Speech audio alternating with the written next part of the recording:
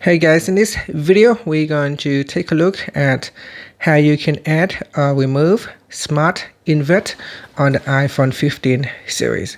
First, let's go back to the home screen by swiping up at the bottom of the screen. From the home screen, tap on Settings.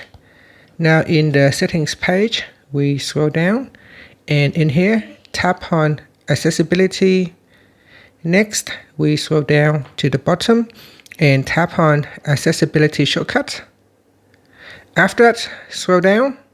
Then in here, tap on Smart Invert. This will allow you to deselect or select Smart Invert. When it is selected, it will be added to the Accessibility Shortcut menu. So here, if I triple click on the side button to open up the menu, and from the Accessibility Shortcuts menu, you can see we have Smart Invert, and I can quickly toggle Smart Invert to on or off from the Shortcuts menu.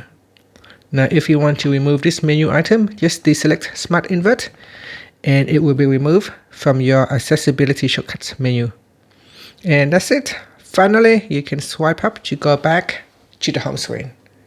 Thank you for watching this video. Please like and subscribe to my channel for more videos.